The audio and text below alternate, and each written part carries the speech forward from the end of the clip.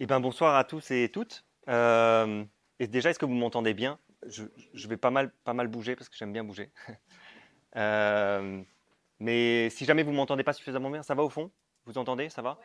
Je suis tombé malade avant-hier, donc je vais essayer de faire de mon mieux. Mais si au bout d'un moment la voix s'évapore, vous me dites et je prends le micro parce qu'en plus j'adore les micros, c'est toujours fun.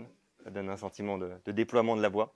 Je suis très content d'être là ce soir, je vous remercie beaucoup. Je remercie beaucoup le CAUE, j'en parlais tout à l'heure, pour cette invitation et la confiance qu'ils m'ont fait, puisqu'en fait, ils ne m'ont jamais demandé de leur présenter n'importe quoi, enfin, peu importe le plan de ce soir. Donc c'est une grande confiance qui m'a été faite pour vous présenter ce que je vous présente aujourd'hui. Donc merci beaucoup. Je suis aussi super content d'être ici. Euh, c'est une conférence qui n'a pas de support, comme vous pouvez le constater, comme il n'en existe plus beaucoup apparemment. Mais j'espère que je vais réussir à garder votre attention du début à la fin. Je pense qu'on est parti pour à peu près 1 heure ensemble d'explicitation et je vais vous raconter un petit peu ma vie, mon existence, mon travail de recherche les dernières années. Voilà, bon déjà je peux vous dire, donc moi je suis Valentin Henrich, je suis habitant à Marseille, originaire du Ventoux. Je ne sais pas s'il y en a qui viennent du territoire côté de Carpentras, du Ventoux, ouais. Je suis sociologue donc depuis plusieurs années maintenant et enseignant dans une école de design et je m'occupe également de faire de la programmation pour des festivals, notamment le festival Panorama qui a lieu du 9 au 12 octobre à la médiathèque Chalucé. Et c'est le petit moment de promotion de ce très beau festival. Et également pour d'autres festivals, un festival qui s'appelle l'Université du Vivant, qui est sur les questions d'écologie politique à Arles, et d'autres participations pour des festivals un peu à l'étranger notamment.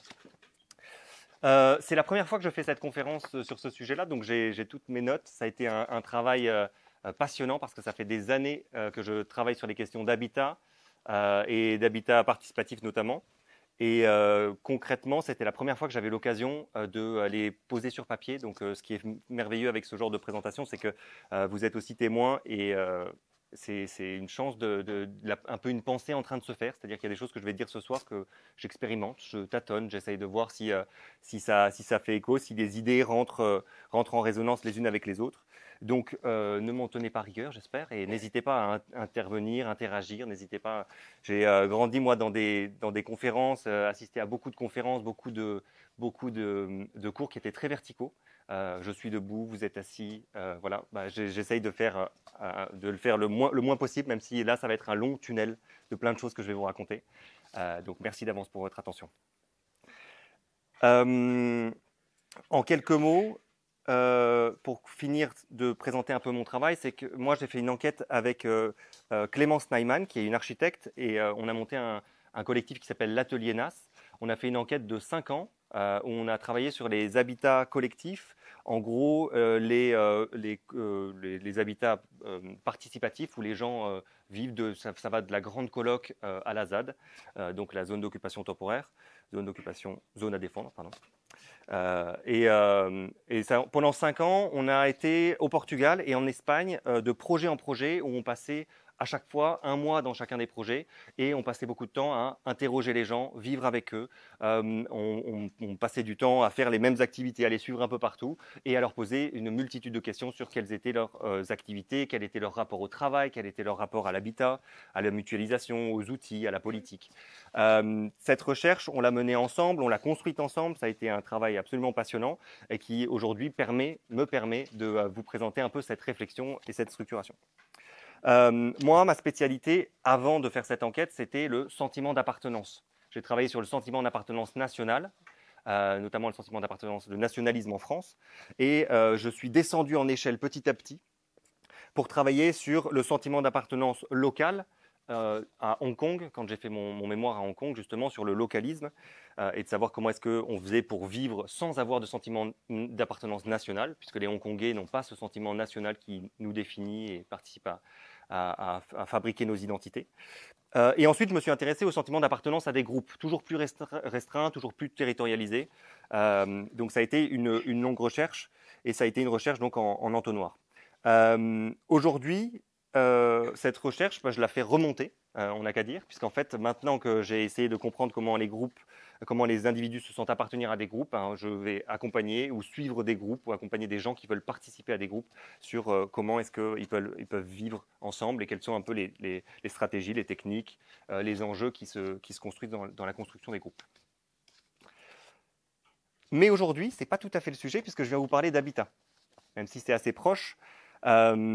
Aujourd'hui, je vais vous parler d'habitat et je viens particulièrement vous parler d'habitat collectif. Et notamment parce que j'ai passé la dernière année à élaborer, construire un MOOC. Est-ce qu'il y en a ici qui savent ce que c'est un MOOC? Formidable, c'est d'une autre génération sensiblement. Un MOOC, donc, c'est un programme pédagogique en ligne, accessible et gratuit pour tous et toutes, sur les questions donc d'habitat participatif pour l'association Habitat Participatif France. Je vous en parlerai un petit peu par la suite. Mais c'est un MOOC qui va sortir en octobre et qu'on a coécrit avec les autres membres. Ça a été un travail passionnant. Donc voilà, et c'est ce qui m'a amené tout au long de l'année à m'interroger et à me questionner sur ces questions, sur ces enjeux d'habitat participatif. Pour commencer, je voudrais vous demander, puisqu'en fait, en tant que sociologue, le principe de la sociologie, le principe, ou du moins la façon dont je l'interprète, le principe de la sociologie, c'est de poser des questions aux gens, donc d'aller un peu partout poser des questions, essayer de prendre du recul sur ces questions, mais aussi faire porter ces voix dans d'autres espaces, et c'est ce qui m'amène aussi aujourd'hui à vous parler de toutes ces expériences passées. Et à faire honneur d'ailleurs aux personnes qui ont témoigné, aux personnes qui m'ont fait l'honneur de leur témoignage, c'est aussi de les restituer correctement. Eh bien, ce que j'aimerais bien, comme je ne rate pas vraiment une occasion de poser des questions, ce que j'aimerais bien, c'est vous poser quelques questions, qu'on se pose quelques questions, parce que sur l'habitat idéal, parce que quand, il y a 2 semaines, un ami m'a envoyé la page web du CAUE où la conférence apparaissait et que j'ai vu que l'intitulé était « L'habitat idéal, c'est quoi ?» J'ai été pris de panique, nécessairement, parce que c'est une question qui est immense et que je n'ai pas vraiment, je ne pense pas, je n'ai pas la prétention ni la vanité de penser que je vais pouvoir répondre à cette question. Et même, je pense qu'elle devrait et pourrait être un peu reformulée, puisqu'en fait, la question de l'habitat idéal est toujours située. Donc, l'habitat idéal, c'est quoi pour moi? C'est une des questions qu'on va pouvoir se poser tout au long de cette conférence. Mais d'abord, je voudrais vous poser des questions plutôt simples. Une petite question simple, vous pouvez y répondre en levant la main. Je voulais simplement savoir qui est propriétaire ici. Super. Qui est locataire ici? Formidable. Ça nous permet déjà de faire un constat assez simple, c'est que c'est assez homogène. On se retrouve à peu près une 50-50. Les chiffres aujourd'hui de la propriété en France, c'est 56%. 56% des Français sont propriétaires, contre 44% qui sont locataires, selon les derniers chiffres de 2023 d'une enquête qui a été faite par l'IFOP. Ça nous permet aussi, à mon avis, c'est une question qui est assez essentielle pour resituer notre parole et resituer notre point de vue. Et ça nous permet de prendre tout de suite un petit peu de recul sur quel est notre rapport à l'habitat et comment est-ce qu'on s'y projette. Ce que je voulais vous proposer aussi, très brièvement, parce que comme je n'ai pas de support non plus, mais ça nous permet d'explorer ensemble, et c'est des choses que je fais beaucoup avec les étudiants en école de design. J'espère que ça pourrait vous intéresser, ça peut vous intéresser, c'est de faire une petite introspection. Alors, petite introspection, on va pas, le temps m'est compté, et j'ai à peu près 1 heure, donc du coup, voilà, mais je voudrais qu'on prenne 2 à 3 minutes, simplement comme ça, pour individuellement qu'on puisse s'interroger, de savoir quelle est la notion, selon nous, selon vous, quelle est votre notion, quel est votre habitat idéal. Quel serait votre habitat idéal? Donc si vous êtes d'accord, je vais arrêter de parler pendant 2 minutes à peu près. Et simplement prenez un petit peu de temps pour réfléchir, c'est ce qu'on fait beaucoup avec les étudiants, c'est de se mettre en situation et d'essayer de réfléchir, de se projeter, de fermer les yeux et de se projeter sur qu'est-ce qu'on a en tête quand on parle d'habitat idéal. Donc je vous laisse quelques secondes prendre le temps d'y réfléchir. Qu'est-ce que serait un habitat idéal selon vous? Imaginez que moi j'ai dû tenter d'y répondre pour tout le monde. Qu'est-ce que serait un habitat idéal? Et bien sûr, on peut tout de suite se demander avec qui, où, à quoi est-ce qu'il ressemblerait, quels seraient les matériaux, comment seraient réparties les pièces. Donc voilà, je vous laisse vous projeter pendant 1 minute, si vous le souhaitez fermer les yeux.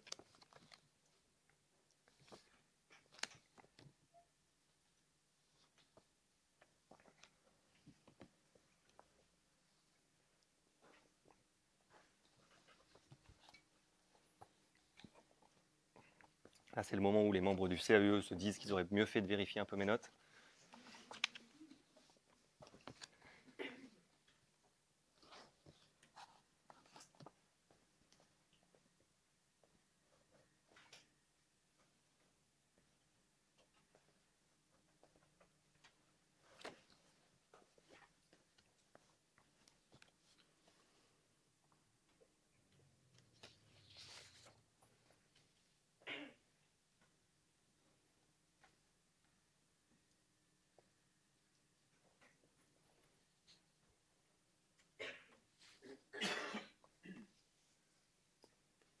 Alors, vous imaginez bien que les petites manies de sociologue j'aurais bien aimé vous donner un bout de papier, vous le faire noter pour ensuite traiter vos réponses, analyser ça chez moi, réfléchir à nouveau.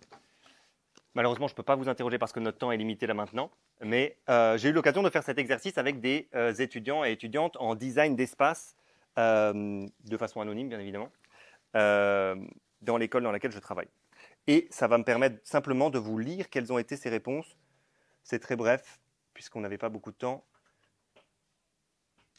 Mais ça vous donne aussi un ordre d'idée de quelles sont les réponses d'étudiants et d'étudiantes, donc en design d'espace, qui sont probablement amenés à être ceux et celles qui vont designer nos espaces, nos logements, nos habitats demain.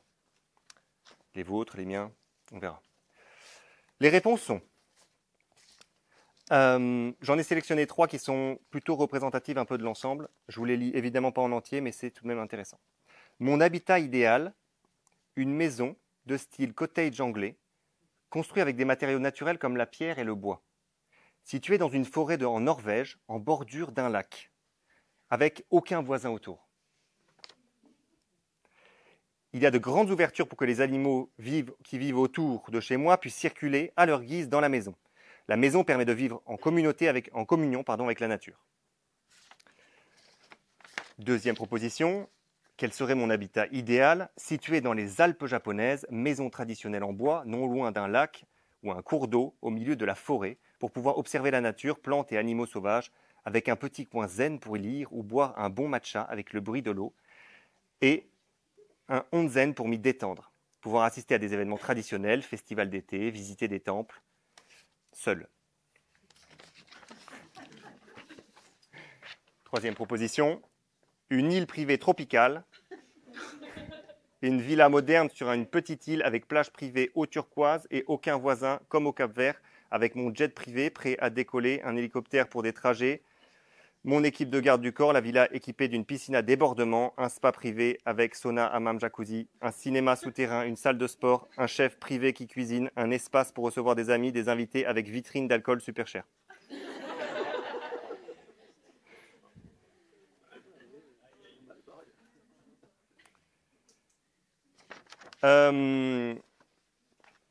Au-delà du fait que c'est extrêmement drôle, parce que c'est des témoignages qui sont honnêtes et qui sont francs, ce que ça dit, c'est quelles sont les représentations qu'on a de l'habitat idéal. Et j'imagine que parmi vous, vous avez eu aussi des représentations, des idées, des choses qui vous sont venues. Ce que j'ai pu noter dans mes petites obsessions et frénésies, c'est que les grands thèmes qui ressortent, en tout cas de ces témoignages, et qui ressortent de cette enquête de panel non représentatif, c'est l'idée d'avoir un espace isolé. Pas de voisinage autour, excentré de la ville, avec des vues. Vue sur mer, vue sur la nature, vue sur la ville, vue panoramique. Des grands espaces. Le terme de baie vitrée revient quasi constamment. Je ne sais pas s'il y en a qui y avaient pensé, baie vitrée, des grandes baies vitrées. Minimaliste, connexion avec la nature, lumière, l'accès à la lumière, on le sait, quelque chose de très important. Jardin, un îlot dans la cuisine. Et très souvent, socialement, c'est une famille nucléaire, des parents et amis pas loin. En termes d'ambiance, du calme. Et ensuite, on a des options. Terrasse, piscine, marbre, bois, île tropicale. Ce que ça interroge ici, c'est qu'on voit que quelque chose qui revient extrêmement fréquemment, c'est comme habitat idéal, c'est la maison individuelle. Est-ce qu'il y en a qui, tout à l'heure, s'étaient projetés dans la maison individuelle? Vous pouvez lever la main. Qui souhaitait une maison individuelle? maison individuelle avec un jardin, généralement une piscine, une baie vitrée, 2 étages, 2 chambres, une salle de bain, 2 WC, une clôture, un jardin, un chien, une pelouse tondue. Et donc, ça m'a amené simplement à creuser cette idée et à me rendre compte que la maison avec jardin est aujourd'hui l'habitat idéal de 74% des 18 ans et plus, qui pensent qu'aujourd'hui, d'ailleurs, les générations futures en rêveront toujours.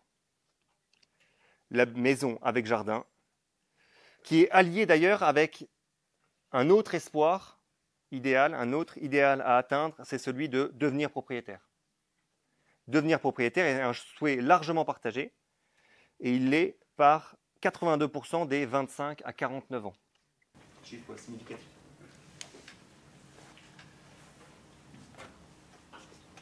Même si beaucoup pensent que aussi bien la maison individuelle avec jardin que la propriété est quelque chose d'inaccessible pour 55% des personnes interrogées de 18 ans et plus. Ça ne les empêche pas de se projeter, ça ne nous empêche pas de nous projeter. Personnellement, en sociologie, moi je m'inscris dans un courant qui s'appelle l'interactionnisme symbolique.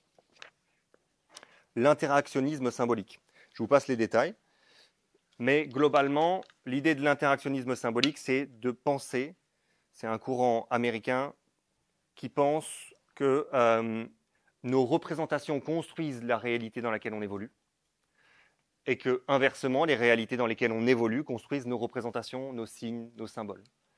Globalement, vraiment, mes professeurs, je pense, seraient vraiment pas très contents que je le résume comme ça, mais c'est une boucle infinie d'interaction entre des symboles qui viennent nourrir des représentations, donc conditionner les comportements et donner du sens. Ce que ça implique donc, c'est qu'il est intéressant pour nous de s'interroger sur ces représentations. C'est pour ça qu'on fait cette enquête, cette recherche. On peut ainsi donc comprendre que les formes urbaines et les formes d'habitat contemporaines sont le fruit de constructions, de représentations, d'idées, d'idéaux, et que c'est le fruit de constructions sociales et politiques. Ce qui est intéressant, c'est que les espaces dans lesquels on vit, dans lesquels vous vivez, dans lesquels je vis moi aujourd'hui, ou dans l'espace dans lequel on est, ce qui est malheureusement un mauvais exemple ici, puisqu'il est très récent, mais sont généralement issus de pensées qui datent, de représentations qui datent. Et c'est ce qui est intéressant justement, c'est d'aller essayer de trouver d'où vient ce mythe, d'où vient cette image, cette représentation de l'habitat idéal comme maison avec jardin. Donc, ce que j'ai commencé à creuser, ce que j'ai exploré, en m'appuyant beaucoup sur les travaux donc d'Augustin Berck. Mais avant de vous parler d'Augustin Berck, c'est important, c'est de se remémorer ou de voir que tout autour de nous, cet imaginaire de la maison individuelle avec jardin ou de la maison en lisière, en forêt, c'était les quelques images que j'aurais pu vous projeter ici, c'est toutes ces images de cabanes qu'on voit, qui sont idylliques sur Pinterest, Instagram. On les voit au milieu de la nature sauvage, à flanc de falaise. Ces représentations, elles sont perpétuées, perdurées par de nombreux auteurs à travers les générations, et notamment dans l'époque moderne. On peut avoir en tête Thoreau, donc avec Walden. Pour ceux et celles qui ne connaissent pas, vous pouvez aller creuser, c'est assez intéressant, et c'est un peu un mythe de son isolement. Mais on a aussi des écrits comme Sylvain Tesson ou comme Phil Toshiba, Gabriel Phil Toshiba, qui a écrit un livre ou une trilogie qui est très intéressante, qui s'appelle Encabané. Enfin, la trilogie ne s'appelle pas Encabané, mais le livre s'appelle Encabané ou Sauvagine, et le dernier, je ne me souviens plus. Mais voilà, il y a une production de représentation sur qu'est-ce que la vie loin, dans la forêt, dans les cabanes, éloignées, sur son île déserte. Augustin Berck, il nous dit plein de choses là-dessus, et il écrit un livre assez limpide qui s'appelle « Histoire de l'habitat idéal », sur lequel je me suis évidemment appuyé. Est-ce qu'il y en a qui connaissent Augustin Berck ici?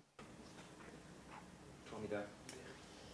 Bon, Augustin Berck, c'est un sinologue, linguiste, géographe, absolument passionnant, extrêmement difficile à suivre dans sa pensée révolutionnaire et la conceptualisation du monde qu'il a, qui se retrouve à essayer de construire une pensée, et je le dis toujours très de façon très simpliste par rapport à la richesse et la complexité de ce qu'il présente, d'inspiration de la philosophie chinoise, de la philosophie japonaise, du shintoïsme, et qui essaye de retracer les liens qui peuvent exister entre les différentes philosophies modernes et celle-ci.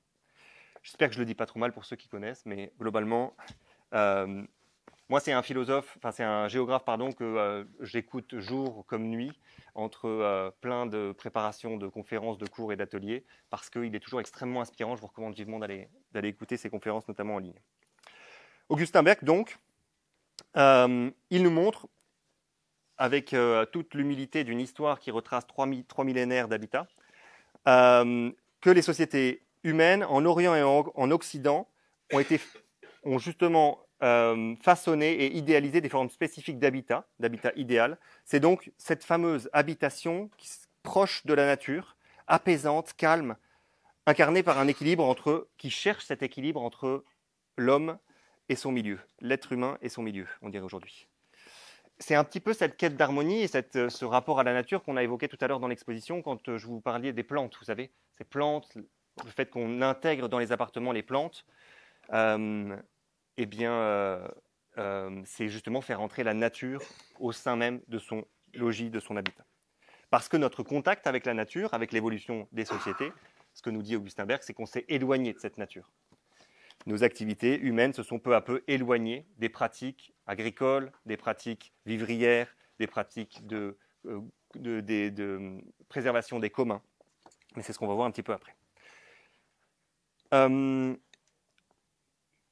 qui va intéresser Augustin Berg là-dessus, c'est justement de montrer que, à travers les âges, la pensée occidentale s'est beaucoup inspirée d'une vie contemplative qui était déjà développée au Japon ou en Chine, avec ces incarnations qui étaient le palais d'été notamment, ou les maisons, les résidences, la possibilité d'aller en vacances ou d'aller loin dans des espaces qui étaient donc les résidences secondaires, potentiellement des empereurs ou des producteurs de pensée.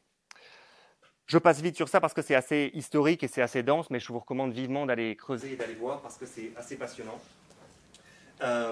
Cependant, ce que ça nous amène à voir, c'est que ces retraites, un point important à garder en tête, c'est que la possibilité de vivre dans ces endroits était un mythe, une mythologie, un idéal qui était souvent formulé par les personnes qui étaient délivrées de la nécessité. C'est à garder en tête. Cette conception de la maison au milieu de la forêt, elle a été beaucoup reprise et on la retrouve chez Pline le Jeune. Et à partir du XVIIIe siècle, elle se consolide avec le retour à la nature et la question de l'habitat hors de la ville, dans la campagne. C'est ce que certains ont pu déployer comme étant l'imaginaire pastoral. Pastoral, vous savez, c'est cette idée des pasteurs, donc des bergers. Donc c'est cette idée qu'on n'est plus un rapport direct avec la forêt, mais on a un rapport avec la plaine qui est broutée donc, par les moutons, entre autres. Ce qui est intéressant, c'est de voir que jusqu'à l'époque moderne, jusqu'à aujourd'hui, la mythologie d'évasion des villes, elle continue de se propager et elle engendre souvent des problèmes, comme on va le voir petit à petit. Mais ce que ça engendre, c'est une évolution très importante de l'urbanisation qui devient diffuse, ce qu'on appelle l'urbain diffus. L'urbain diffus, c'est le fait que, et c'est très, très bien incarné dans l'arrière-pays toulonnais, des petites maisons apparaissent sur des parcelles de façon isolée et souvent des résidences secondaires. Ce qui est intéressant là-dedans, donc, c'est d'aller voir d'où vient cette représentation et surtout qui est-ce qui l'a construit et comment. Ça va, tout le monde me suit jusque-là? Oui. J'essaye d'accélérer un petit peu parce que je vois que le chrono tourne. J'ai encore beaucoup de choses à vous dire. Donc, l'histoire de l'exode rural. L'idée, c'est d'essayer de voir que, en parallèle de ça, on doit faire le constat, si on fait un pas en arrière en 1800, et je dois vous donner quelques chiffres, si on fait un pas en arrière en 1800, on se rend compte que une majeure partie de la population n'a pas du tout cet idéal, parce que 80% de la population, 80% des ménages vivent en 1800 de l'agriculture vivrière. 80% des ménages vivent de l'agriculture vivrière. L'agriculture vivrière, donc ça implique de vivre, comme nous l'explique très bien Geneviève Prubot dans Quotidien politique. Les habitats à cette époque sont plutôt en ruralité, sont plutôt collectifs, sont plutôt démaisonnés, qui sont peuplés de familles et qui répartissent généralement la charge de la vie collective dans une grande diversité. Et à cette époque, la majorité des Français, ils travaillent la terre. La majeure partie des personnes travaillent la terre, ils récoltent les fruits de cette terre ensemble, ils pensent et ils réfléchissent ensemble aux transhumances, comment est-ce qu'on s'occupe des bêtes, comment on s'occupe des animaux, et à l'usage des terrains communaux. En gros, en 1800, je caricature un petit peu, 80% de la population française vit plutôt sous des formes de démocratie paysanne directe, avec un accès plutôt égalitaire à la terre. Il y a plein d'autres problèmes évidemment, mais c'est important pour nous de le rappeler ici. Accès plutôt égalitaire à la terre, des biens communaux comme des prairies, des forêts, des prés, des marais, dont les usages sont souvent exemptés d'impôts. Ce qui est à garder en tête donc, c'est que cet accès permet des formes de subsistance. L'accès aux terres, aux communaux, aux forêts, aux prairies permet des formes de subsistance. Historiquement, l'idéal à ce moment-là, l'idéal de l'habitat n'est pas donc la maison individuelle isolée dans la forêt. Cette représentation, ces images ont clairement évolué depuis le 19e siècle. Et elles ont aussi évolué parce que la révolution industrielle et le développement mécanique a eu un impact très important, notamment, on le sait, avec le déploiement des usines qui ont amené la production en série. Ces usines ont eu besoin de main-d'œuvre. Une fois que les usines ont été mises en place, textiles, sidérurgiques, minières, elles ont eu besoin de main-d'œuvre, elles ont eu besoin de personnes pour venir fabriquer directement. Cette main-d'œuvre, elle était assez rare en France, parce que pour produire, eh bien, il n'y avait pas grand monde qui voulait descendre dans une mine à 50 mètres sous terre ou qui voulait passer des heures à la chaîne pour faire le même geste. Donc, globalement, ce qui s'est passé, ou ce qui a été produit, c'est la réduction de ces communaux, la privatisation de ces communaux, c'est-à-dire tous ces espaces qui étaient communs, accessibles à tous et toutes, qui étaient des parcelles de terre que l'on pouvait exploiter, que l'on pouvait travailler, sur lesquels on pouvait planter des choses, ou sur lesquels on pouvait faire pâturer des moutons, faire pâturer des bêtes, eh bien, ils ont été privatisés. Et donc, ces terres de plus en plus rares ont amené des gens à chercher des moyens de subsistance différents. En n'ayant plus accès à ces espaces communs, à ces terres arables, à ces pâturages, à ces forêts, pour obtenir des ressources nécessaires pour survivre, eh bien, ces personnes se sont retrouvées contraintes d'aller nourrir les chaînes de production. Et c'est un petit peu une contre-histoire de l'exode rural, puisqu'en fait, souvent on nous dépeint l'exode rural comme étant un moment majeur dans l'histoire où les gens sont allés chercher de meilleures conditions d'existence, où les gens sont allés en ville pour trouver du travail, sont allés chercher des meilleures conditions d'hygiène. Mais ce n'était pas du tout le cas, contrairement à ce qu'on peut imaginer. Globalement, dans les villes, en rejoignant les villes, il y a eu une grande demande de logement. Et cette demande de logement a fait un dépeuplement des maisonnées, donc les maisons rurales, très important.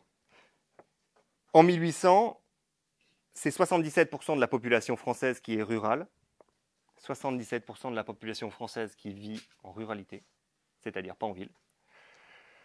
Et en 1950, on parle de seulement une personne sur 3. Mais surtout, 8 personnes sur 10 en 1800 vivent de l'agriculture de subsistance, quand seulement 2 sur 10 vivent de la terre aujourd'hui. À garder en tête aussi que les agriculteurs représentent seulement 3,5% de la population française aujourd'hui. 3,5% de la population française. Pourquoi je vous parle de tout ça ? Eh bien parce que justement, ce que ça a engendré, c'est différents milieux, différents espaces, différents habitats. Des habitats qui, sous la pression de l'urbanisation, ont été construits donc par des architectes, sans forcément interroger les besoins de ces populations qui arrivaient.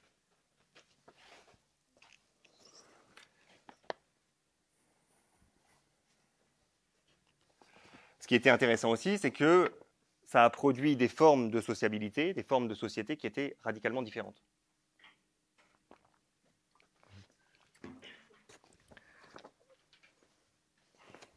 C'est un long chemin, donc je vais devoir synthétiser quelque chose. Mais en gros, ce que ça nous amène à penser, c'est que les anciens paysans, les anciennes personnes qui travaillaient à la terre, contraints de rejoindre les villes, se sont retrouvés dans des logements qui étaient préfabriqués pour eux. Les logements eux-mêmes étaient un moyen d'attirer cette main-d'œuvre, parce que parfois, c'était contre le logement seulement que les ouvriers donnaient leur force de travail contre simplement un logement et un jardin à cultiver pour avoir des formes d'autonomie. Ce qui est intéressant aujourd'hui, donc, c'est de voir que au sein de ces cités ouvrières et au sein de ces corons, la forme urbaine de lotissement et avec elle le mythe de la maison individuelle s'est propagé. Il s'est développé. Il s'est en fait démocratisé. Cet idéal, qui était un idéal majoritairement bourgeois, s'est en fait propagé plus vastement aux populations, notamment ouvrières, qui cherchaient en fait à s'émanciper des espaces communs dans lesquels ils vivaient. Mais pas que. Parce qu'en fait, à ce moment-là, les espaces ouvriers, et c'est aujourd'hui le constat que je fais, puisque je fais en parallèle de toute cette belle vie marseillaise une résidence dans le Nord, où je travaille avec des enfants d'ouvriers pour essayer de comprendre quelles sont leur nostalgie et pourquoi ils sont très nostalgiques de ces grands ensembles dans lesquels ils ont grandi, vécu, et de quoi ils sont nostalgiques. C'est un travail que je mène avec la romancière Lola Moncé, et on fait un travail d'enquête, d'entretien. On va interroger chacun des descendants d'ouvriers qui ont vécu, grandi dans ces espaces, pour essayer de comprendre, mais en fait, qu'est-ce qui vous manque maintenant que vous habitez dans des pavillons? La majeure partie de ces gens ont grandi dans des bars, des grandes barres d'immeubles, qu'on appelle des camus, des barres d'immeubles préfabriquées en béton, et ont été relogés, déplacés dans des pavillons. Et ces pavillons, aujourd'hui, ne leur conviennent pas. La majeure partie des témoignages que j'ai eus jusque-là étaient de dire, moi, si on me reconstruit mon camus, j'y retourne, je m'y réinstalle.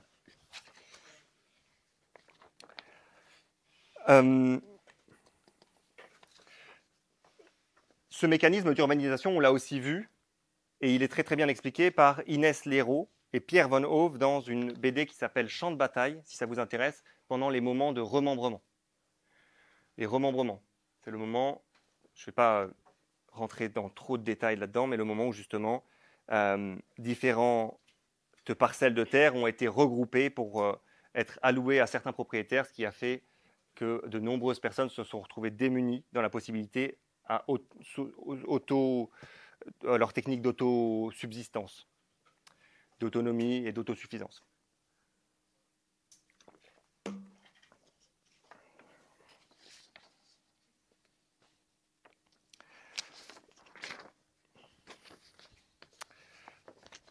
Bon, une fois qu'on a dit ça, une fois qu'on s'est interrogé donc sur cette question de d'où ça vient et comment est-ce que cette représentation elle a évolué, il est aussi intéressant de se demander à quel point justement cette maison isolée répond à aussi une quête très spécifique philosophique.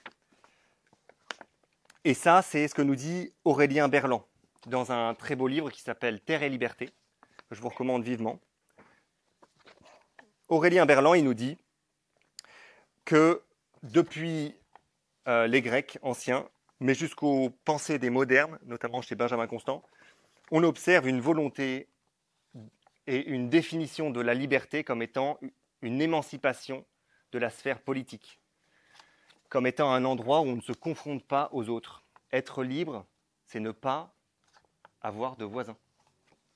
C'est ne pas partager des espaces. C'est cet endroit où justement on peut exercer cette liberté qui ne rencontre aucun obstacle. Autrement dit, personne. Et c'est ce qu'on retrouve un petit peu dans le mythe de la maison individuelle. J'en parlais avec un sociologue qui s'appelle Félicien Faury, qui a écrit un livre passionnant qui s'appelle Des électeurs ordinaires, qui travaille sur les questions qui travaille sur la montée de l'extrême droite sur le territoire dans le Var et dans le Vaucluse, et en fait la sociologie de l'extrême droite. Et Félicien Faury me disait un truc que je trouvais passionnant. Il disait la maison individuelle, le mythe de construire sa maison individuelle, c'est un mythe qui est très porté par des gens qui sont en opposition avec l'école. Construire sa maison, c'est en fait construire un espace où on va être le seul à pouvoir décider des règles et des lois qui le régissent. Construire sa maison, bâtir sa maison, c'est ne plus négocier avec les autres, c'est faire sa loi, c'est être au sens littéral autonome, c'est-à-dire autosnomos, c'est un espace, donc se faire sa propre règle, sa propre loi. Donc, ce qu'on a vu, c'est que bâtir sa maison, et c'est ce qu'on voyait un petit peu dans l'exposition tout à l'heure, ce que je vous disais sur les héritages des générations passées, la question des meubles et tout ça, c'est que ça a été une émancipation vis-à-vis de l'école qui pouvait être oppressive, oppressante et qui peut encore l'être aujourd'hui, mais aussi vis-à-vis de la famille. Avoir sa propre maison, faire sa propre maison, c'est un moyen de s'émanciper des règles du patriarcat ou des règles de la famille qui nous sont imposées. Donc c'est un endroit, c'est un espace qu'on est en train de construire où en fait on peut être authentiquement soi. C'est des choses qu'on peut voir d'ailleurs dans les extrêmes, avec les formes de hikikomori. Est-ce qu'il y en a qui connaissent hikikomori? Ouais. Hikikomori, donc l'idée c'est de se retirer du monde. C'est des pratiques de jeunes au Japon qui décident de ne plus sortir de leur chambre. N'est-ce pas?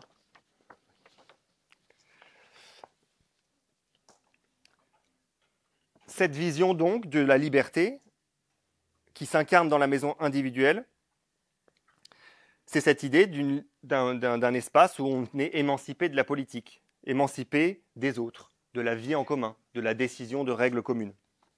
Et ça, c'est quelque chose qui a été produit, cette vision de la liberté, promue par la société industrielle. C'est à nouveau intéressant d'aller creuser chez les sociologues. Je vous recommande de le faire, mais globalement, ce qu'a provoqué la société industrielle, c'est le passage de ce que Ferdinand de Tönnies appelle le passage de la communauté à la société. En bref, le passage de la communauté à la société, c'est l'idée que dans les liens sociaux, on passe d'une interconnaissance à simplement des échanges monétaires.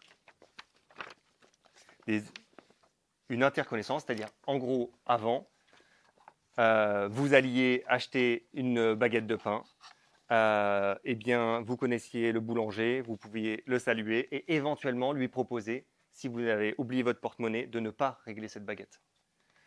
Parce qu'en fait, il savait que vous habitiez sur le territoire, que vous alliez probablement revenir. Et cette interconnaissance produisait au sein du monde social de la confiance. Aujourd'hui, c'est des pratiques, au-delà du fait que ça soit mécanisé à outrance, c'est des pratiques qu'on ne peut pas vraiment, qu'on voit plus beaucoup. Difficile de dire chez Carrefour, une fois qu'on est à la fin avec son caddie, de dire qu'on repassera pour payer la semaine prochaine. Ce qui se passe aussi donc, c'est que l'argent, et ça c'est Georg Simmel qui nous le dit, vous irez creuser si vous le souhaitez, Georg Simmel qui nous dit que l'argent aussi a pris énormément de place et énormément d'importance, puisqu'en fait c'est l'argent qui nous permet de remplacer tous les liens sociaux de confiance. C'est l'argent, c'est en payant qu'on peut avoir accès à plein de choses. Et ça engendre ce qu'il appelle un phénomène de désocialisation. On ne peut plus se relier aux autres parce que pour se relier aux autres, il nous dit, il faut justement de l'argent. Enfin, un dernier auteur que je voulais mentionner, c'est André Gorz, qui nous dit aussi que avec la société industrielle, ce qui se passe, c'est qu'on produit, on ne produit plus ce que l'on consomme nous-mêmes. André Gorz, il nous dit, on ne produit plus ce qu'on consomme et on ne consomme plus ce qu'on produit.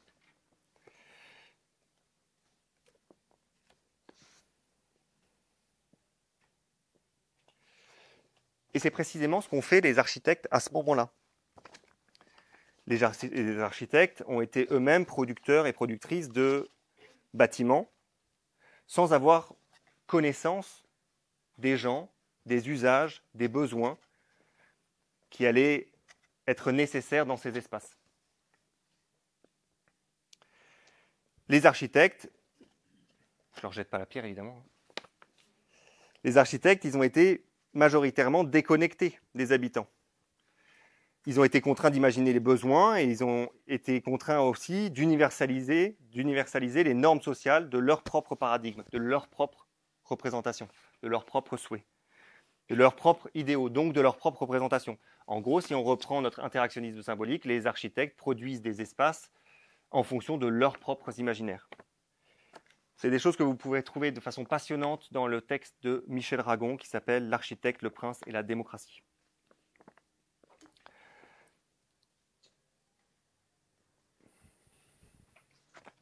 Pour vous donner un exemple concret, donc,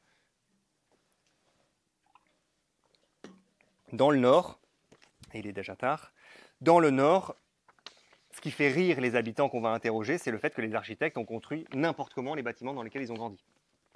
Ça les fait rire parce qu'ils se rendent compte qu'ils étaient complètement déconnectés des usages. Par exemple, dans les Camus, une majeure partie des habitants faisaient la cuisine dans leur salle de bain parce que les raccords d'eau n'étaient pas précis, n'étaient pas efficaces, n'étaient pas fonctionnels. Ce qui est intéressant aussi, c'est de voir que quand on interroge les gens du Nord et qu'on leur demande mais quelle est la nostalgie que vous avez et pourquoi est-ce que vous pensez que ces habitats ont changé, ils nomment 3 choses. La télévision et l'entrée de la télévision, ce qu'on pouvait voir dans l'exposition. La voiture, donc la télévision comme catalyseur de distanciation sociale, la voiture comme catalyseur d'éloignement social, et la maison individuelle comme catalyseur de distance sociale et de séparation avec le monde extérieur. Ce qui est intéressant aussi, c'est de voir que quand on les interroge, les habitants des Camus, ils n'ont pas une nostalgie de l'architecture, parce qu'ils ont conscience que dans leurs grands bâtiments, il faisait froid, c'était mal isolé, que les pièces n'étaient pas forcément bien agencées, que les matériaux n'étaient pas forcément résistants. Mais ils ont une nostalgie non pas architecturale, mais une nostalgie sociale. Une nostalgie de leur possibilité de faire partie d'un monde social qui était dense, d'interrelations, d'interconnaissances. Quand on les interroge, ils nous expliquent qu'il y avait énormément de moments où les gens se retrouvaient dehors pour échanger, que les jeunes, les enfants jouaient dehors, et que c'était aussi un espace de créativité très important, puisque comme les espaces avaient été mal pensés par les architectes, ils pouvaient eux-mêmes, en fonction de leurs besoins et en fonction de leurs usages, les réadapter. Donc ils nous expliquent comment ils ont cassé un mur pour ouvrir une fenêtre, comment ils ont déplacé les meubles, comment ils ont tout réagencé. Ça, c'est des choses que j'ai beaucoup vues, qu'on a beaucoup vues dans cette enquête, dans les lieux collectifs, c'est à quel point le chantier a un effet de territorialisation et un effet de thérapie. Fabriquer des choses, construire son logement, construire son habitat, c'est clairement un moyen de se sentir appartenir au lieu dans lequel on est. Et c'est aussi un moyen de se lier aux autres et de créer ce qu'on appelle donc des communautés d'usage. Ça va jusque-là toujours ? Ok, je vais accélérer encore. Ce qui est intéressant, et c'est ce qui m'a fait me dire que pour l'audience de ce soir, les architectes, des urbanistes, des futurs architectes, des futurs designers, c'était intéressant de toujours essayer de voir selon votre prisme. Donc vous allez faire des choix qui allaient façonner des quotidiens, façonner mon quotidien. Là, tout ce qu'on a autour de nous, c'est des gens qui ont pris des décisions pour la répartition, les matériaux utilisés, la disposition, la taille des marches, ce petit truc au sol. Tout ça conditionne notre expérience du lieu, notre expérience du moment. Et c'est pour ça que c'est intéressant de toujours essayer de garder en tête que vous produisez des espaces qui vont façonner des quotidiens et que pourtant, souvent, les habitants n'ont pas de conscience de ces espaces. Il y a très peu de personnes qui ont conscience de comment est-ce qu'on peut produire une architecture qui crée du bonheur, qui crée de la joie. Et c'est ce que nous dit Alain de Bonton dans L'architecture du bonheur, où il formule une explication simple au fait que, globalement, dans la population, on soit peu informé sur l'architecture ou qu'on ait peu de langage, peu de façon d'en parler. Et lui, il dit qu'il y a une explication psychologique à ça, à ce désintérêt de l'architecture, ce qui n'est pas le vôtre, évidemment. Mais c'est que on refuse de reconnaître l'importance de l'architecture parce que ça impliquerait de reconnaître celle de la mauvaise architecture et que ce serait trop démoralisant. L'idée, c'est donc que si une pièce peut modifier notre état d'âme, si notre bonheur peut dépendre de la couleur des murs ou des formes d'une porte, que nous arrivera-t-il dans la plupart des lieux que nous sommes contraints de regarder et où nous devons habiter? Si on regarde foncièrement cet espace, à quel point est-ce qu'il répond à nos besoins? À quel point est-ce que si nous, collectivement, on avait été chargés de le construire, on l'aurait réalisé de la même façon? Et donc, penser les usages, penser nos usages, c'est penser nos besoins.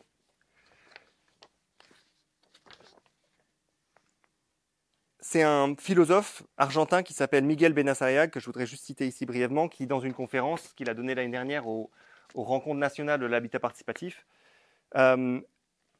encourage chacun et chacune d'entre nous à se libérer du pouvoir de l'individu, de se libérer de cette représentation que la liberté serait cet espace où on ne se confronte pas aux autres. Ce qu'il dit, Benassayag, il dit, c'est que l'individualisme, le fait de se penser soi seul dans le monde, pour le résumer, l'individualisme, c'est un mode de vie, c'est un mode d'existence, c'est une façon de se réveiller le matin. Et donc, ce qu'il encourage, c'est à penser nos besoins, penser nos espaces.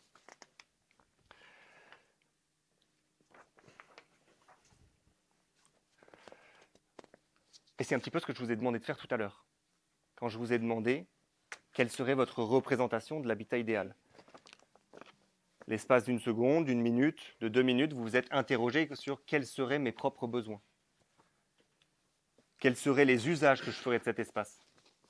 C'est ce qu'ont fait également les étudiants quand ils se demandent comment est-ce qu'il va équiper son île tropicale privée, sa piste de jet ou simplement sa cabane dans la forêt.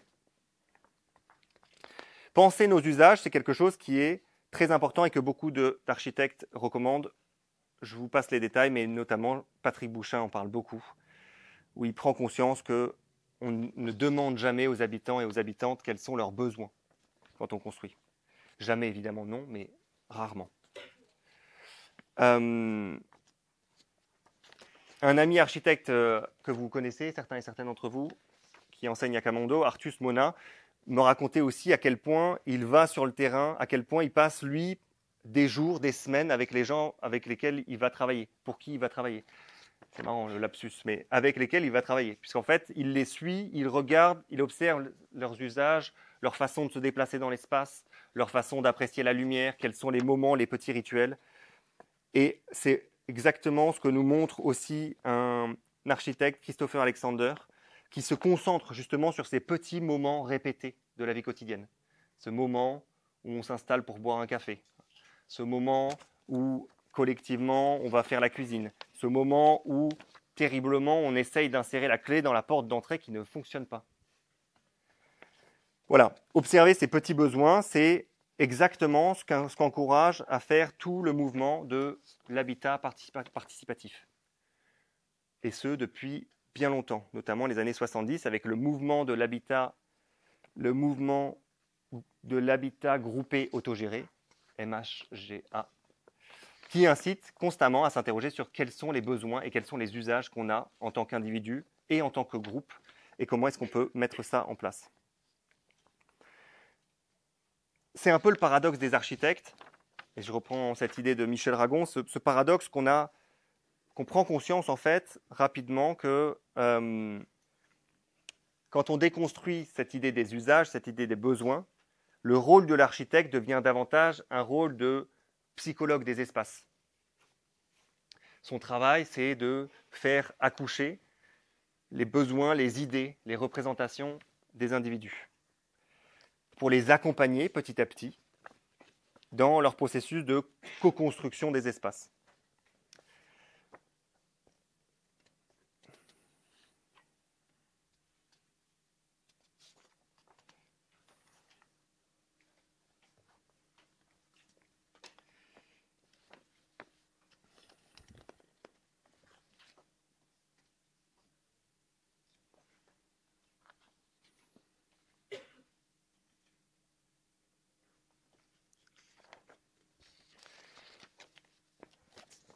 Un autre livre, une autre citation intéressante là-dessus, c'est le témoignage que j'ai extrait du livre Le monde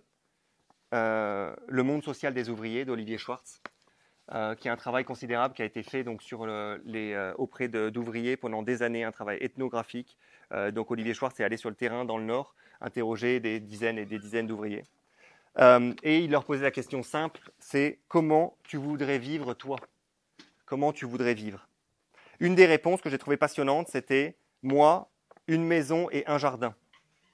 Une maison et un jardin et du travail. Premièrement, du travail. Une maison et un jardin, c'est tout ce que je demande. Du travail, maison, jardin. Pouvoir avoir un pigeonnier, élever une paire de bêtes, de petits pois, carottes de mon jardin, tout ce que je demande, avoir une maison et avoir un jardin que je puisse cultiver. Ce que je trouvais intéressant dans ce témoignage, et c'est un témoignage qu'on retrouve beaucoup aussi dans les différentes enquêtes qu'on mène ou dans les différents entretiens qu'on mène avec Lola Moncé dans le Nord, c'est que cette autonomie, l'autonomie dont on parlait tout à l'heure, cette subsistance, cet espace d'autosuffisance, le monde ouvrier, il en a été clairement dépossédé, et il a été dépossédé de ses capacités de survie. Et c'est ce qu'on voit notamment en contrepoint, c'est que l'habitat participatif, les espaces collectifs, ont pour vocation de recréer ces espaces de culture commune. Recréer ces espaces, il y a une grande concentration souvent, dans les projets qu'on a été voir au Portugal et en Espagne, un intérêt très important pour les jardins, pour les potagers, pour les tentatives d'auto-subsistance.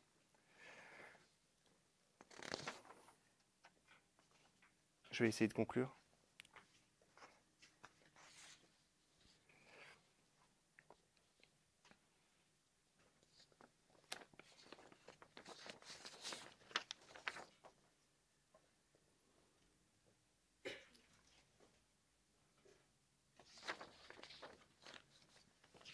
Aujourd'hui donc, moi je m'intéresse à la vie collective et au sentiment d'appartenance. Et ce qui m'a intéressé beaucoup tout au long de cette année, ça a été d'interroger des gens qui habitent en habitat participatif. Donc le principe de l'habitat participatif, est-ce qu'il y en a qui le connaissent ici, le principe de l'habitat participatif? Donc l'idée de l'habitat participatif, c'est cette idée de participation à la conception et à la réalisation de son logement, de son habitat. C'est-à-dire de partir de cette question des besoins, de cette question des usages, pour essayer de les faire ou de les faire faire à des promoteurs ou dans l'autoconstruction. Ces espaces d'habitat participatif, ce qui est intéressant, c'est qu'ils viennent, à mon sens, pallier à ce qu'on connaît aujourd'hui de la crise du logement. La crise du logement, on pourrait la résumer simplement par l'idée d'une plus grande incapacité à se loger, avec des loyers de plus en plus importants, des situations précaires en termes d'habitat, des problèmes en termes de construction sur le plan économique et une financiarisation du marché. À l'inverse, donc, l'habitat participatif, l'habitat collectif, l'habitat partagé peut être une solution parce qu'en fait, il crée aussi une nouvelle sensibilité. Vivre avec les autres, s'interroger sur ses besoins, s'interroger sur ses usages, c'est aussi un moyen de créer des formes d'empathie. C'est ce que nous dit Samuel Lanoé dans le guide pratique de l'habitat participatif, où il nous explique que cette nouvelle empathie, c'est elle qui motive le déploiement d'outils. Il y a beaucoup d'outils, de tentatives de communication. On apprend à expliciter ses besoins, on apprend à communiquer différemment. et que ces outils ils permettent aussi justement à favoriser l'intercompréhension, à essayer de voir le monde avec les yeux de son voisin. En gros, c'est l'invention d'un nouveau sens commun qui est lui-même délimité. Donc, l'invention de nouvelles représentations.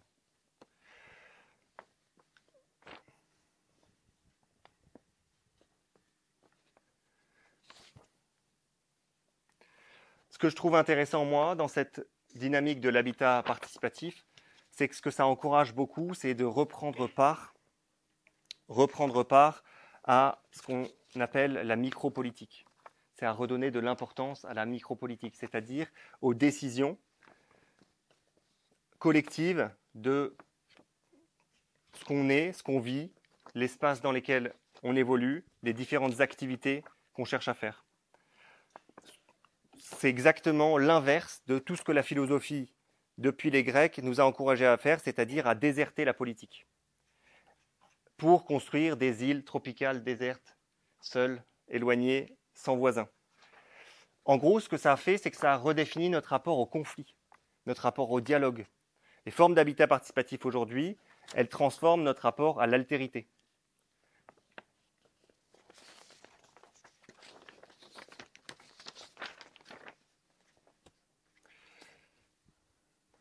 Et ce qui est intéressant aussi, c'est de voir que les nombreuses enquêtes ont montré que les gens, si on les laisse faire, eh ben, ils coopèrent. C'est ce qu'a montré le livre de Pablo Servigne, L'autre loi de la jungle, mais aussi le livre de Franz de Waal, L'âge de l'empathie. Et un ensemble de recherches, d'enquêtes montrent que globalement, quand on laisse faire les gens, ils coopèrent, ils s'entraident, ils se remettent dans des dynamiques de solidarité.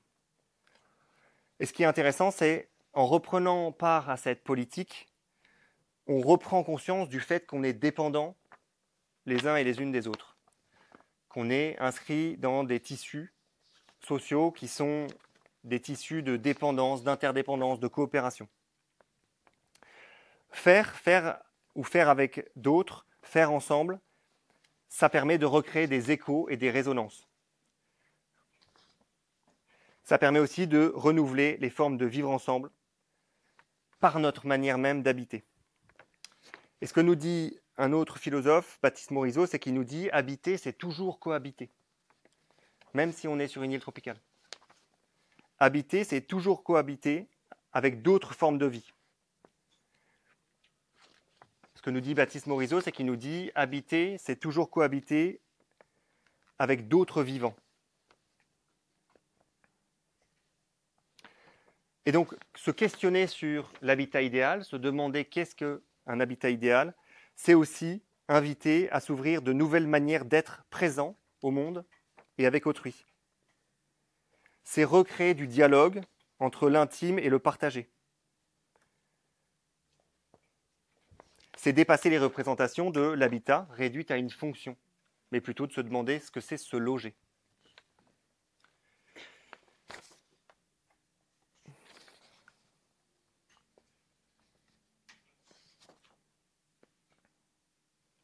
Ce qui est donc important et intéressant à garder en tête pour les architectes et les designers d'espace, c'est de comprendre que votre travail, c'est de saisir des millions de forces subtiles qui guident nos comportements. C'est de comprendre que votre travail, c'est de conscientiser, de faire conscientiser, d'accompagner des individus à prendre conscience des espaces dans lesquels ils sont. Et que des nouvelles représentations peuvent émerger, des représentations communes, collectives, et que surtout elles émergent des témoignages et de l'écoute qu'on fera des gens qui répondront à la question « Qu'est-ce que l'habitat idéal pour vous ?» Et ça me permet donc de vous lire un dernier témoignage des étudiants qui ont fait une nouvelle proposition. Pour conclure, très brièvement, quel serait mon habitat idéal ? L'habitat idéal pour moi serait en principe une tiny house collective avec plein de fonctions utiles à mon quotidien. J'aimerais m'offrir le luxe de changer de vie radicalement. Donc, dans la perspective de trouver vous-même votre habitat idéal, je vous suggère aussi de vous offrir ce luxe. Merci beaucoup.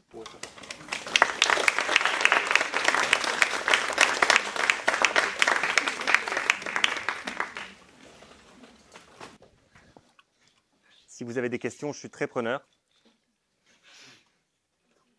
J'espère que ça ne vous a pas trop endormi. C'était un peu soporifique. Hein. Des questions? Oui. Quel est le pourcentage actuellement réellement d'habitat participatif de projets collectifs? Aujourd'hui, il y en a 1200 recensés en France.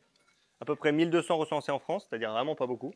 Le mouvement, il y a à peu près 10 000 personnes qui sont recensées, enfin qui se revendiquent de l'habitat participatif dans l'ensemble du mouvement.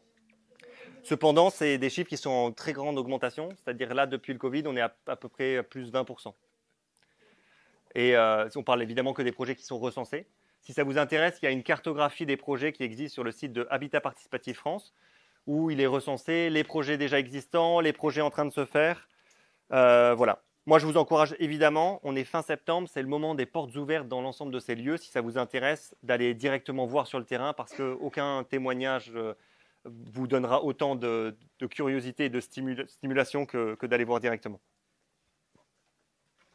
Oui. Alors, pour ce qui concerne la question, oui. Est-ce que c'est un habitat du coup, on a eu les réponses des étudiants. Ouais. J'aimerais savoir qu'est-ce que vous pensez. Qu'est-ce que ce serait pour moi? Ouais. C'est une bonne question.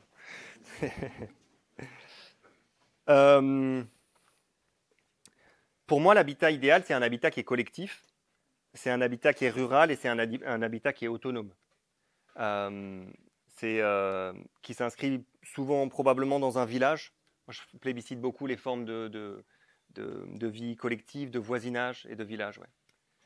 Donc là, j'en parlais un peu tout à l'heure, justement, c'est un bon exemple, c'est l'occasion d'en parler, mais en ce moment, je suis très proche, moi, d'un espace qui s'appelle l'École des Vivants, dans un lieu qui s'appelle la ZEST, la zone d'expérimentation sociale, terrestre et enchantée, je crois qu'ils ont dit. Ouais, donc, qui a été notamment monté par le romancier Alain Damasio, et qui est un peu comme ça. D'ailleurs, j'espère qu'il va finir par m'accepter là-haut. Et c'est un espace, voilà, c'est un espèce de grand espace, un ancien gîte, où il y a une dizaine de personnes qui y vivent et qui font de l'agriculture vivrière, donc ont développé un potager, il y a un élevage de chevaux aussi, et voilà, ils sont en très grande interdépendance avec le village et les activités environnantes, et en même temps, c'est un espace de sensibilisation intéressant et de formation. C'est là-bas justement donc, que je donne une formation en novembre sur les questions de vie collective et de fabrication de pain. Parce que la fabrication collective est toujours un moyen de cultiver du sentiment d'appartenance. Ça répond à la question? Ouais. Oui. J'ai une question par rapport à votre définition de l'habitat idéal. Vous avez dit habitat autonome. On m'a demandé de définir hier ce que ça voulait dire autonome. Donc je voulais savoir, vous, qu'est-ce que vous appelez habitat autonome? Ok, super. Pour moi, l'autonomie, je l'inscris clairement dans la pensée d'Aurélien Berland. Donc, tu peux aller voir directement le livre qui s'appelle donc Terre et Liberté. L'autonomie, c'est pas l'autarcie, c'est pas le fait d'être seul, séparé, éloigné du monde social. Au contraire, c'est les questions, dans la continuité des penseurs anarchistes, de l'idée d'interdépendance. L'autonomie, c'est la capacité d'interdépendance et c'est d'interconnaissance sociale avec les gens avec qui tu es en interdépendance. En gros, c'est d'essayer de recréer des liens de dépendance choisis. C'est ça l'autonomie. C'est un long chemin. Ça répond à la question? Ouais. Est-ce qu'on a d'autres questions? Est-ce que c'était assez clair ou c'était la première fois que je faisais cette conférence? Donc j'imagine qu'il y a des... Oui. Merci pour vos propos. Par contre, pour vous, l'une des seules issues, c'est l'habitat participatif pour repasser finalement de la communauté à la société et revenir à la communauté. Il y a quand même l'habitat collectif, plus de 80% de la population habite en ville. Je pense que les formules d'habitat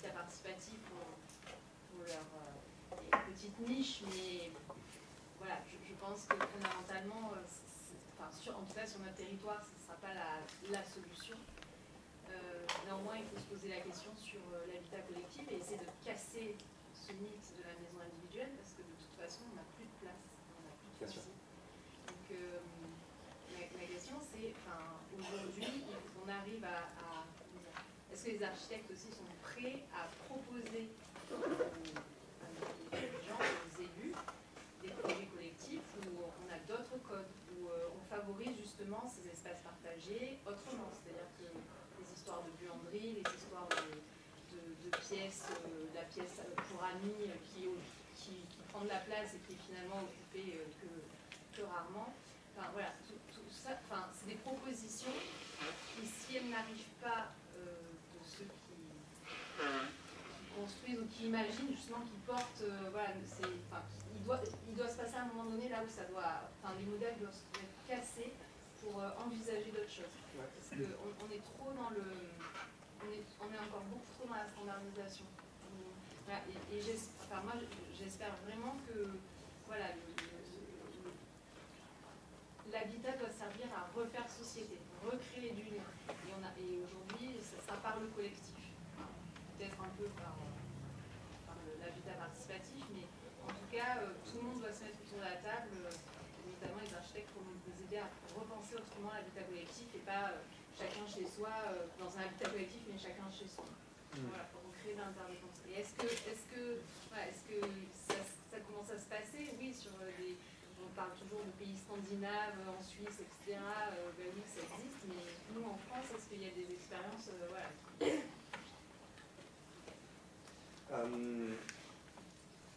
Vaste sujet. Ça revient à ce que, ça revient en fait à votre expérience avec le nord de la France. Pourquoi la nostalgie de ces formes d'habiter? Oui, bien sûr. Oui, pardon.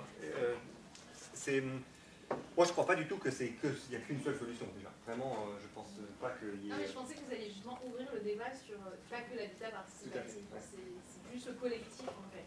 Moi, le collectif, le participatif et une manière de construire le collectif. Ouais. Tout à fait. Oui. Non, c'est vrai. Peut-être pour... Je vais tenter de répondre, mais je ne sais pas si vous me direz si ça fonctionne. Mais oui, c'est dans cette idée... En effet, je pense que c'est en termes de statistiques, l'habitat collectif est largement plus vaste. Ce qui est déstabilisant, juste, c'est la question de, et c'est un peu l'objet de cette présentation, c'est de reparler donc des besoins et des usages, et que dans l'habitat collectif, comme on peut le voir dans l'exposition, et c'est flagrant et très très intéressant de voir dans l'exposition comment les espaces ont été construits. Je ne sais pas si vous l'avez vu, mais je vous recommande vraiment de la voir. Les espaces aussi sont conçus par des architectes qui, dans la quasi-totalité des cas, ne vivent pas dans ces espaces. Et ce qui me semble, c'est qu'au-delà de l'habitat participatif, on peut en penser ce qu'on veut. Voilà, c'est que, à mon avis, il y a une reconquête nécessaire à faire dans le dialogue de qu'est-ce qu'on construit et comment est-ce qu'on le construit. Et donc de notamment faire venir des habitants et futurs habitants dans ces espaces pour en parler. Et que ce ne soit pas simplement de la concertation citoyenne qui généralement fonctionne parfois, mais rarement.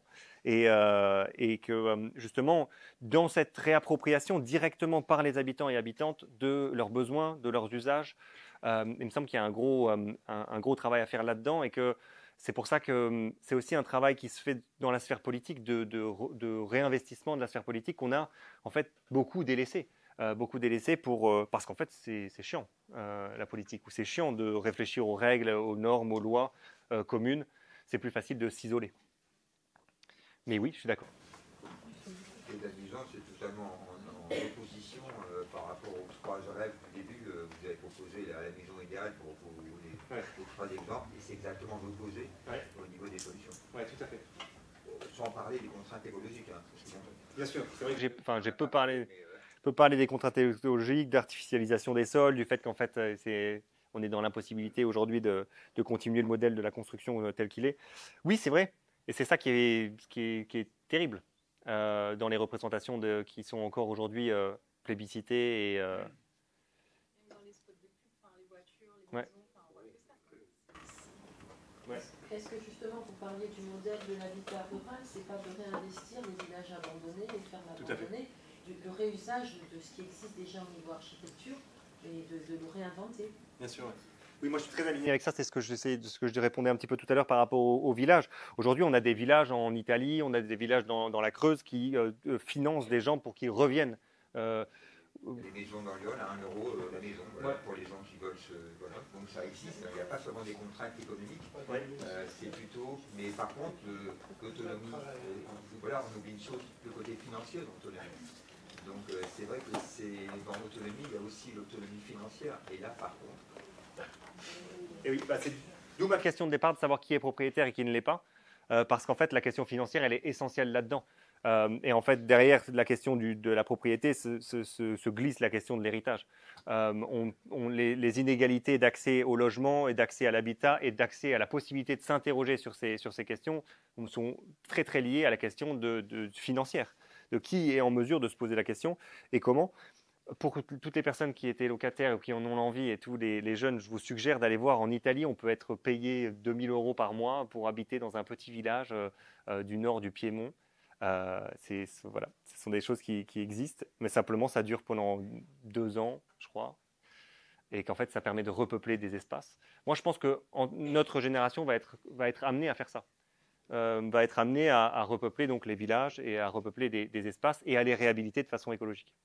C'est mon espoir. Une autonomie vivrière. Tout à fait, ouais. En reterritorialisant les activités et en recréant des formes de communauté. C'est mon espoir et c'est moi pour ça que j'essaye de plébisciter ça déjà personnellement. Mais, ouais. Oui. La question derrière tout ça, parce qu'il y a l'habitat, il y a la forme de l'habitat collectif, mais maintenant se pose la grande question, c'est de vivre ensemble. Parce qu'on assiste à une société qui devient de plus en plus fracturée, et maintenant on se pose la question, quelles sont les conditions pour le vivre ensemble? Parce qu'il y a tellement de cultures différentes, tellement d'histoires différentes, tellement de besoins enfermés dans des structures qui sont telles qu'on ne peut pas les bouger énormément. On a beau faire des réhabilitations, restructurer les intérieurs, mettre de la couleur, mettre des façades végétalisées, enfin plein de choses, mais il y a des gens dedans qui ont des cultures différentes, et de plus en plus, tout à l'heure vous avez parlé de la télévision, de la voiture, il y a également Internet, il y a aussi tous les portables, qui sont une véritable fracture par rapport aux gens. Et vous avez parlé effectivement de cet enfermement qui se produit, et on assiste de plus en plus à ça, et ce courant, il est extrêmement fort. Donc quelles sont les bonnes conditions de vivre ensemble, et qu'est-ce qu'on met pour que les gens vivent ensemble de façon harmonieuse? Et bien justement, sur cette question du vivre ensemble, bon, je me permets l'anecdote parce que ça a été un des points de rencontre donc, avec Clémence Neumann, l'architecte avec qui j'ai mené cette enquête, où justement, moi, je pense que le terme de vivre ensemble est un terme d'architecte. Parce qu'en fait, c'est un concept qui représente une idée et non pas une mise en pratique. Je pense que penser le vivre ensemble, c'est déjà problématique. Ce que je veux dire par là, même si je comprends bien sûr la question, et c'est pas du tout, c'est juste sémantique, mais voilà. Ce qui me semble précieux, justement, c'est pour ça que j'insiste sur la question des besoins. C'est Agnès Heller qui en parle très très bien dans la théorie des besoins chez Marx, et qui explique que s'interroger sur ces besoins, c'est commencer déjà à s'émanciper de l'aliénation et à s'émanciper des espaces d'isolement et de recréer du dialogue, en fait, recréer des espaces d'échange, parce que pour comprendre quels sont mes besoins, il faut que j'aille interroger d'autres gens pour savoir quels sont leurs besoins. Et ce qu'elle explique intelligemment là-dedans, c'est que ça permet aussi en commençant cette réflexion, ça permet aussi de conscientiser quels sont les besoins artificiels, ou quels sont les besoins, ou quels sont ce qu'on qualifie de nécessité, ou ce que les formes sociales, par l'éducation, par des phénomènes politiques, nous amènent à penser comme étant des nécessités, et à les remettre en question, ou à les interroger, de savoir est-ce qu'elles sont des nécessités absolues, est-ce qu'elles sont des besoins, est-ce que c'est des besoins artificiels. C'est la pyramide de Maslow, en effet, qui aujourd'hui est un peu désuète, parce que en effet, il y a plein de nouvelles réponses à tout ça, mais qui est quand même intéressante. Sur ces questions, je vous recommande d'aller voir le livre de Razmik Kocheyan qui s'appelle « Les besoins artificiels », qui fait tout un travail de réflexion sur ces questions de besoin comme voilà, pour reconscientiser qu'est-ce qui est nécessaire et qu'est-ce qui ne l'est pas. J'espère que je réponds à la question, je ne suis pas sûr. Moyen. Sur la fragmentation, parce que moi, je ne suis pas d'accord avec ça, en fait. Sociologiquement, je ne suis pas d'accord avec le fait qu'il y ait une fracture. Je pense que c'est majoritairement enfin, c'est une production d'une doxa ou c'est une production de discours particulièrement médiatique qui nous amène à penser qu'on est des individus séparés et donc du coup qu'on ne s'entend plus les uns les autres. Ce que ça oublie, c'est de mettre en avant et en valeur tous les espaces de coopération qui existent déjà. C'est-à-dire que la majeure partie de nos interactions se passe très très bien, se font dans des bonnes intelligences, se font en coopération, se font en dynamique de solidarité. Mais comme médiatiquement et même philosophiquement, on a attiré l'attention sur les comportements qui étaient des comportements de fracture, d'opposition, de conflictualité, eh bien c'est ce qu'on voit majoritairement. J'ai l'expérience de 2 bars, identiques et mêmes. Peut-être qu'on est sur la fin, peut-être qu'on peut en parler ensemble juste après. J'adorerais avoir l'exemple. On termine devant le bâtiment. On va devoir sortir à cuisiner. Oui, bien sûr. Merci beaucoup en tout cas pour votre attention.